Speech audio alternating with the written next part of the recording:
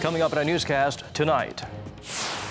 During a rare meeting by the Politburo of the Workers' Party of Korea, Kim Jongun reportedly brought up upcoming summits with Seoul while officially acknowledging the talks with Washington for the first time.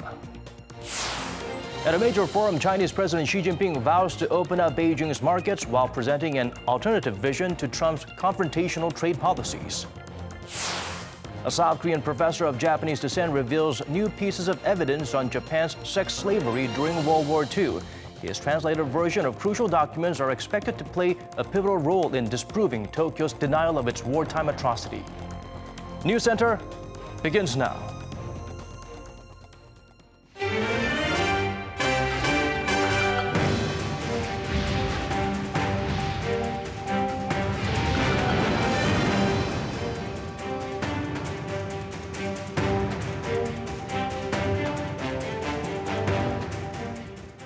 It's 8 p.m. here in Korea, coming to you live from our studio in Seoul. This is Arirang News Center. Welcome to our program. I'm Daniel Choi. Let's kick things off with the build-up to the historic summits involving the two Koreas and Washington.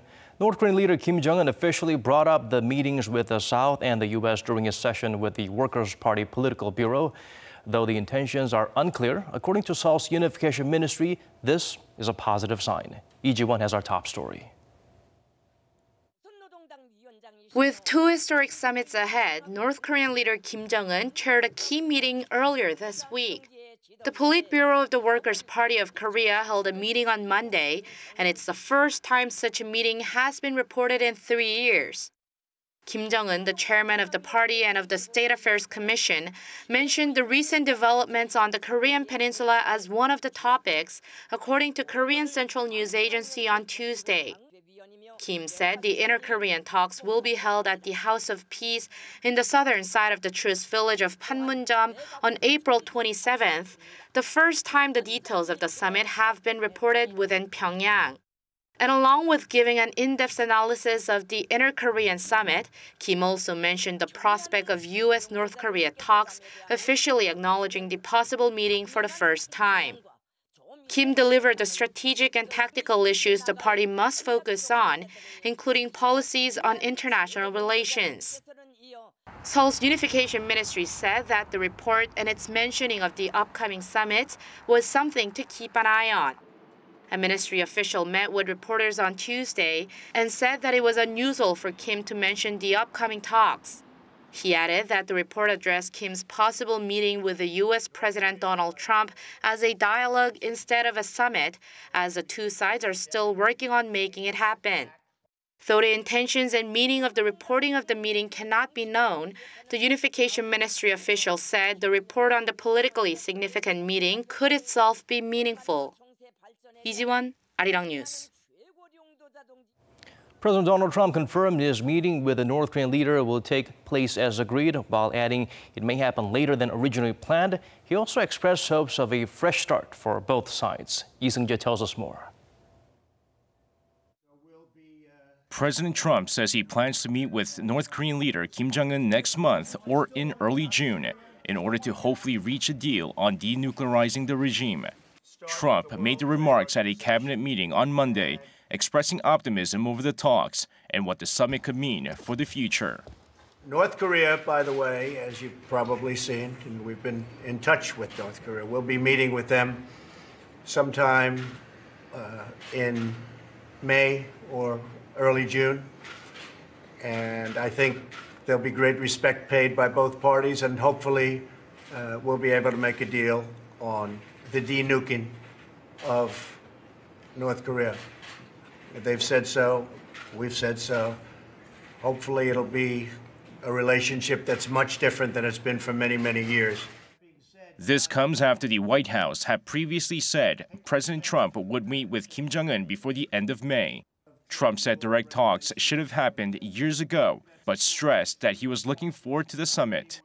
This should have been done by other presidents, and they decided they didn't do it. They couldn't have done it. But it would have been a lot easier if it were done 5 years ago, 10 years ago, 20 years ago, a lot easier than now. But we have a meeting that is being set up with North Korea, so that'll be very exciting, I think, for the world. Over the weekend, The White House confirmed North Korea had told the U.S. that it was willing to discuss the denuclearization of the Korean Peninsula, offering a clearer picture of the agenda for the talks. However, observers remain cautious despite the easing tensions, with John Bolton officially starting his position as Trump's national security advisor on Monday, replacing H.R. McMaster. Bolton had previously outlined his advocacy of an attack on North Korea. Many hope his case for striking North Korea first will not negatively affect the upcoming summit. Lee Seung-jae, Arirang News. During the maiden meeting with his Chinese counterpart, Kim Jongun said North Korea can denuclearize if Seoul and Washington take phased and synchronized measures. And 2 weeks later, a diplomat from Pyongyang echoed that statement. Oh Jung-hee sheds light on what the so-called multi-stage simultaneous denuclearization could mean. Denuclearization of the Korean Peninsula could be solved through, quote, phased and synchronized measures, says a North Korean diplomat. According to Seoul-based Yonhap News Agency, this official accompanied North Korean Foreign Minister Lee Yong-ho to Azerbaijan for the Non-Aligned Movement Summit last week, but asked not to be named. The expression phased and synchronized denuclearization echoes what North Korean leader Kim Jongun is reported to have said at his meeting with Chinese President Xi Jinping in Beijing last month.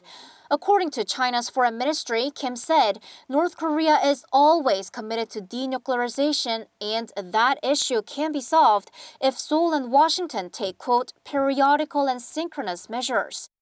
Such comments by both Kim and Pyongyang's foreign affairs authorities hint that recent visits by North Korean officials to the non-aligned summit, Russia and the European Union, may be to send out a similar message and garner support for such an approach.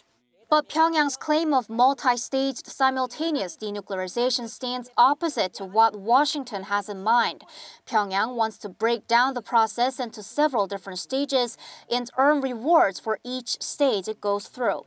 For example, as North Korea halts nuclear and missile tests, production of nuclear materials and missile deployment, and accepts inspections from the International Atomic Energy Agency, then it could want rewards like economic and humanitarian support, a downsizing of Seoul-Washington joint military drills, a normalizing of diplomatic relations, and a guarantee of the regime's security.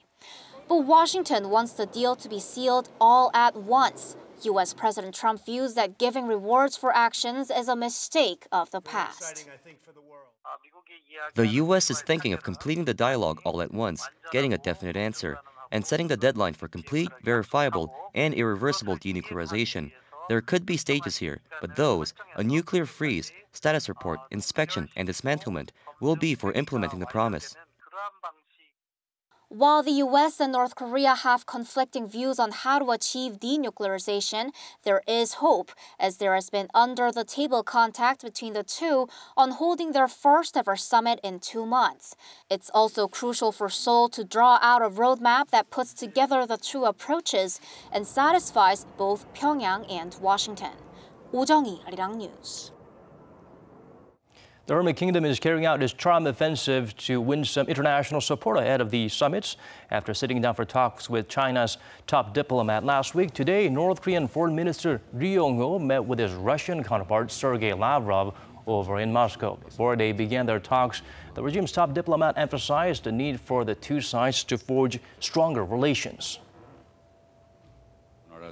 We believe that the current situation on the Korean Peninsula, the situation around Russia, and the general international political situation demand that the two countries strengthen their friendly relations even more, build up strategic communication, and coordinate their actions. A day earlier, Ri met with Russia's Security Council Secretary Nikolai Patrushev. They discussed regional security and stability in the Asia-Pacific region, as well as the upcoming inter-Korean talks.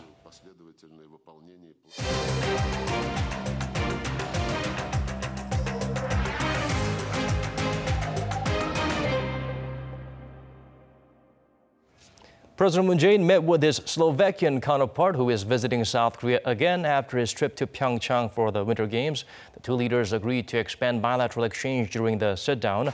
Hwang Ho-jun has the highlights from the summit at the nation's top office. President Moon Jaein said there's great potential for South Korea and Slovakia to boost their bilateral cooperation in areas including economy, science, and technology.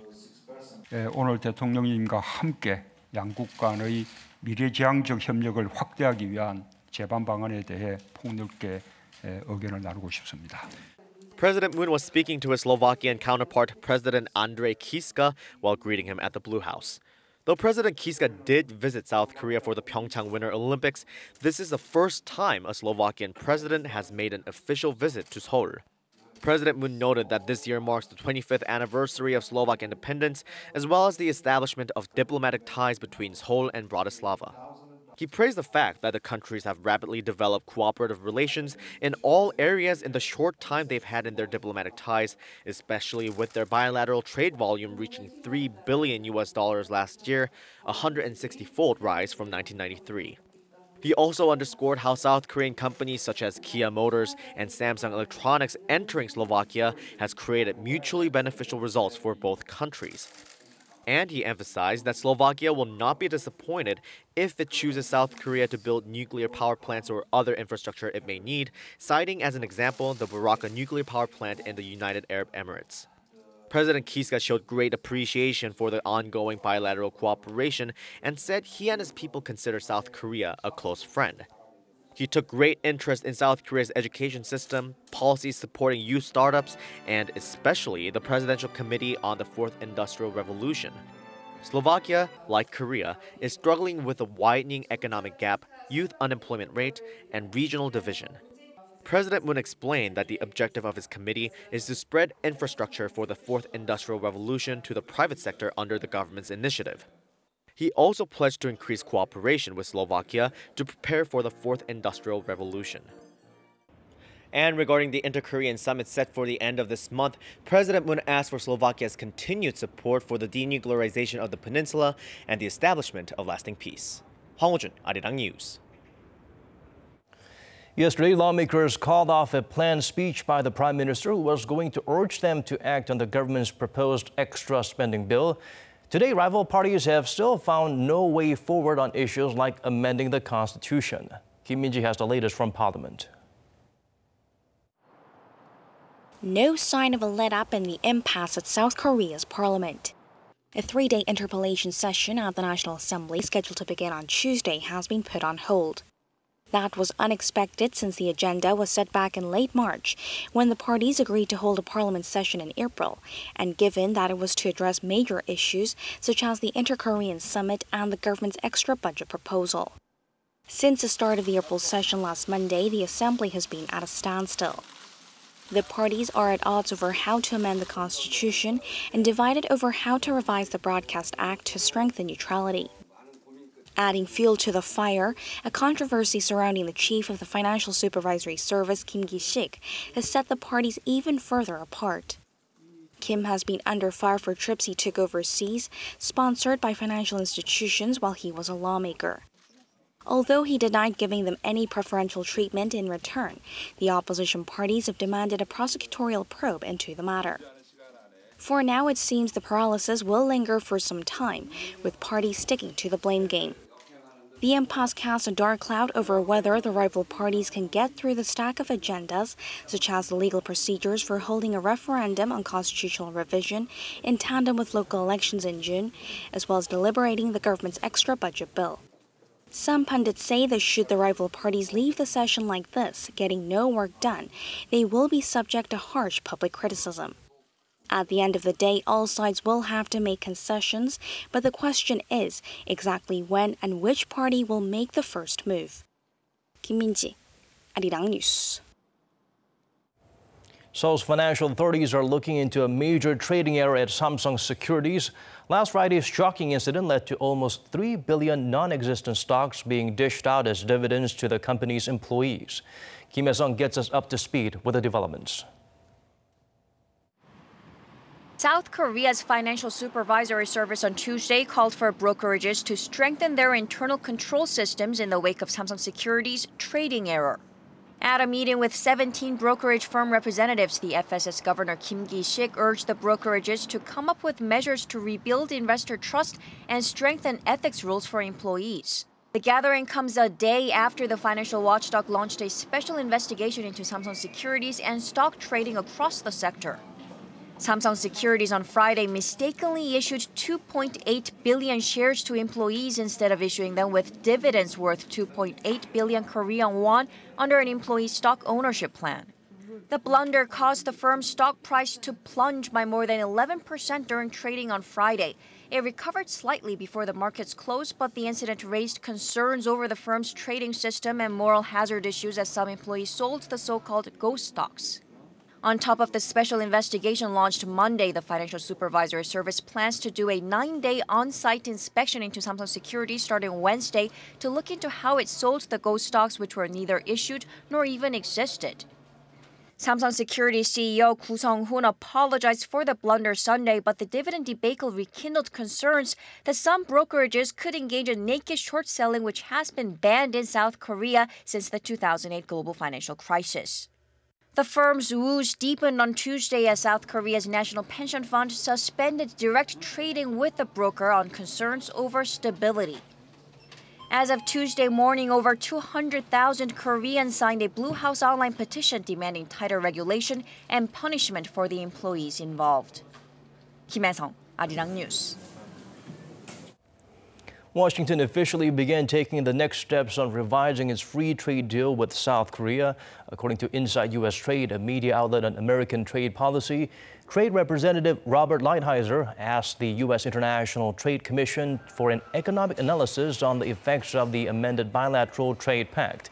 And that analysis should be completed within 8 weeks. After that, he will have to take another 60 days to negotiate with Congress. The process could go on for as long as 4 months, during which Korea will be conducting its own analysis on the revised FTA. The final agreement is likely to be reached sometime during the second half of the year.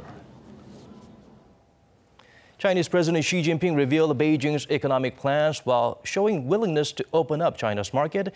He expressed hopes of settling trade disputes with the United States. Cha Sang-mi zooms in on his announcement, as well as the reactions from world leaders. Chinese President Xi Jinping, during his keynote speech at the Boao Forum for Asia on Tuesday, said China would further open its market, especially in banking, manufacturing, and auto sectors. Touching upon various topics, President Xi urged the global community to treat each other with respect and as equals to work toward a more peaceful and open community. When it comes to trade tensions with the United States, Xi called for dialogue rather than confrontation and expressed his wish to achieve peaceful development with win-win results. She also vowed to strengthen intellectual property rights, which had been one of the main trade complaints of the United States. We encourage Chinese and foreign companies to engage in normal communication and cooperation. We'll protect the legal intellectual property of foreign firms in China. At the same time, we hope that foreign governments will increase their protection of Chinese firms' intellectual property. Global leaders may have had their eyes on the escalating U.S.-China trade disputes as they spoke out against the tit-for-tat tariff measures, fearing they might threaten the security and stability of the world. A trade war between China and the U.S. is still far from inevitable. But if one does happen, it will undermine the multilateral trading system, which has underpinned global prosperity. Countries, big and small, will be affected. Xi Jinping pledged China was not to threaten anyone, attempt to overturn the existing international system, nor to seek to expand spheres of influence. The 4-day forum takes place in southern China's Hainan province until Wednesday, under the theme of An Open and Innovative Asia for a World of Greater Prosperity. Some 2,000 participants from more than 60 nations are attending the annual conference, as well as leaders of some of the world's top 500 companies. Cha Sang-mi, Arirang News. The U.S. accused Syria and its allies Russia and Iran for Saturday's suspected chemical weapons attack. While the two nations deny such an incident happened, President Trump vows to decide on Washington's response to the attack on Syrian civilians. Noah Ram has the full story. Speaking during a cabinet meeting on Monday, Trump again condemned Saturday's apparent attack as, quote, heinous. Aid groups on the ground in Douma say more than 40 civilians were killed by what they described as poison gas. Just over a year ago, Trump ordered dozens of cruise missiles to be fired at a Syrian airbase after declaring the Assad regime had used a banned gas on civilians.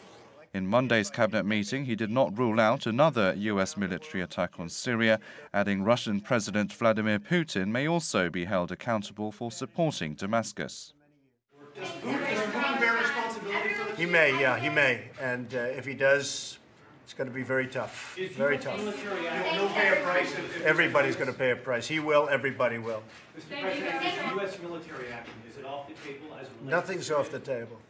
Nothing's off the table.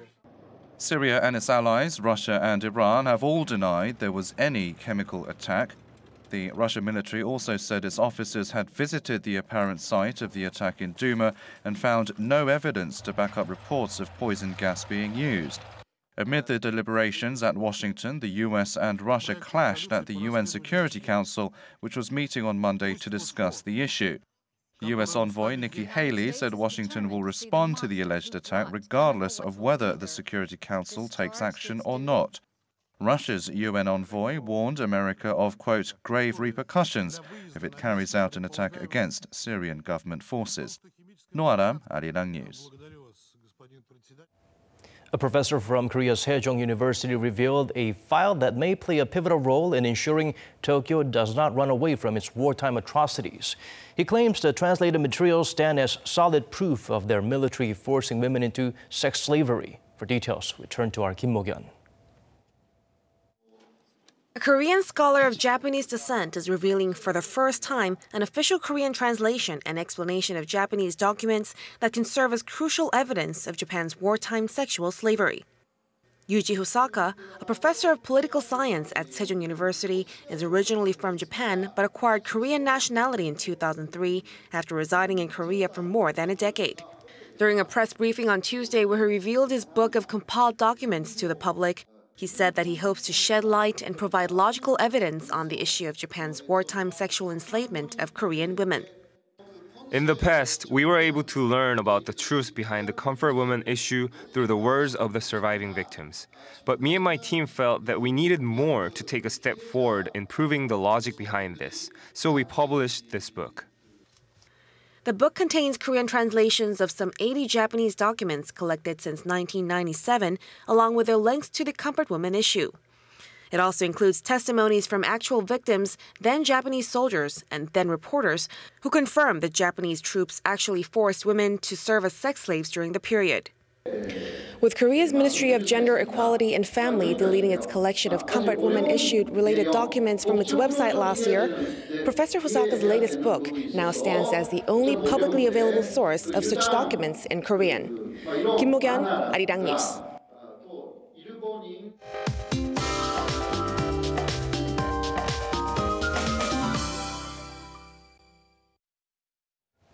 Time to turn to Michelle Bach at the Weather Center for the updates you need. Michelle, I understand it's time for us to avoid outdoors, not to breathe too heavy and carry a face mask again tomorrow? Daniel, yellow dust is on its way from China. The dust is expected to blanket the whole country tomorrow, starting from the west side of the peninsula. Fine dust concentrations across the nation will eventually hit bad to very bad levels, so avoid any outdoor activities tomorrow if possible. But before facing the dust tomorrow, unfortunately, we will have to endure some precipitation first. I certainly wish it would be the other way around because the rain will be mixed with yellow dust tonight. Showers will extend throughout the nation along with some thunder and lightning as well. Now, after the rain, however, the sky will be clear up, leading to some milder conditions. In the morning, Seoul will wake up to partly cloudy skies, with Seoul topping out to 9 degrees Celsius. Daegu and Gyeongju begins at 15 and 14 degrees. And into the day, the temperature will get a nice little boost, with Seoul topping out to 17 degrees, Gwangju at 22, and Busan peaking up to 21 degrees. Now, it will be warm for the time being, while another round of nationwide rain is in the forecast for the later half of this week. I'll leave you with the weather conditions around the world.